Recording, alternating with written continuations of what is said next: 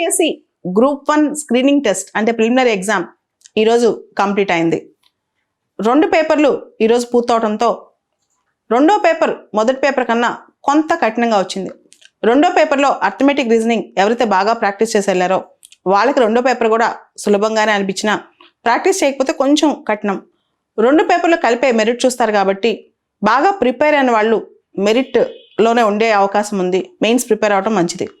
అయితే అసలు పేపర్లు ఎలా వచ్చాయంటే మోడరేట్ క్వశ్చన్స్, అంటే అటు కఠినంగా కాకుండా అటు తేలిగ్గా కాకుండా మోడరేట్గా యావరేజ్గా వచ్చాయి. కొన్ని క్వశ్చన్స్ ఈజీగా వచ్చాయి, కొన్ని క్వశ్చన్స్ ప్యూర్ ఫ్యాక్చువల్ వచ్చాయి.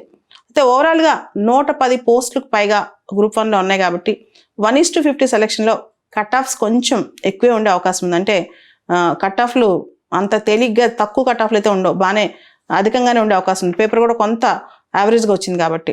సో ఫ్యాక్చువల్ క్వశ్చన్స్ అధికంగా ఉన్నాయి, అసర్షన్ రీజన్ క్వశ్చన్స్ ఒక మోస్తరుగా ఉన్నాయి కానీ లాజికల్గానే ఉన్నాయి. కాన్సెప్చువల్ క్వశ్చన్స్ చాలా తక్కువ ఉన్నాయి, అంటే ఫ్యాక్చువల్ క్వశ్చన్స్ ఎక్కువ, కాన్సెప్ట్ బేస్డ్ అనలిటికల్ బేస్డ్ తక్కువ ఉన్నాయి అనమాట.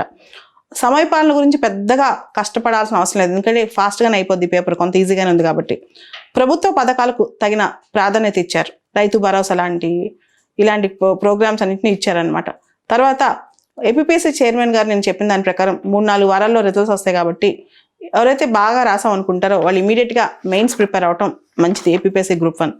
సో 2 పేపర్లు మీకు తెలుసు, ఒక్కొక్క పేపర్ 120 క్వశ్చన్స్, 120 నిమిషాలు, 120 మార్కులు. సో దీనిలో నెగిటివ్ మార్కింగ్ ఉంది కాబట్టి ఎవరైతే జాగ్రత్తగా పెట్టొచ్చారో వాళ్ళు పాస్ అయ్యే అవకాశం ఉంటుంది.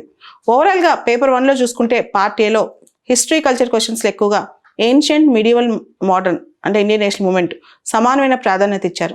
Indus valley civilization, vedic period, తర్వాత వేదిక్ పీరియడ్లో ఉన్న గాడ్స్ గురించి, షట్ దర్శనాస్ గురించి, Hathigumpha inscription, books and authors, కొన్ని టర్మ్స్ అండ్ మీనింగ్స్ ఆ టైంలో ఉన్న పదాలు వాటి గురించి, తర్వాత Chola, Kakatiyas, travellers, bhakti, Sufi, Mughal, notable events in the Indian freedom struggle, వీటి మీద ఎక్కువ ఫోకస్ చేశారు.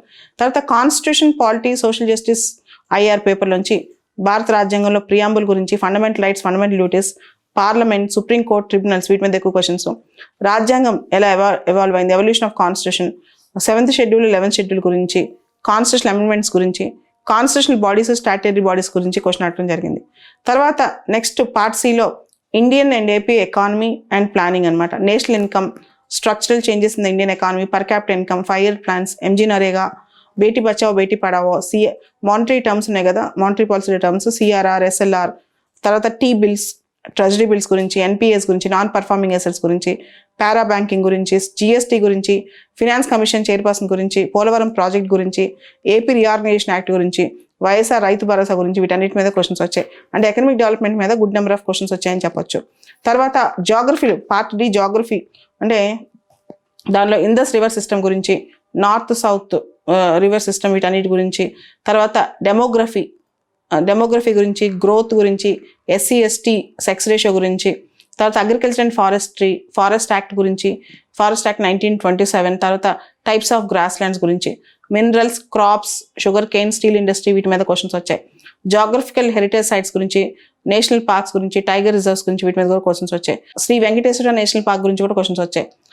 తర్వాత state with highest number of border irrigation projects, ఇవన్నీ కూడా క్వశ్చన్స్ వచ్చాయి అనమాట. ఓవరాల్గా క్వశ్చన్ పేపర్ మరీ కఠినంగా అని చెప్పలేం, మరీ తేలికని చెప్పలేం, మోడరేట్గా ఉంది. ఎవరైతే కొంచెం బాగా రాసారో ఇమీడియట్గా మెయిన్స్కి ప్రిపేర్ అవ్వడం మంచిది.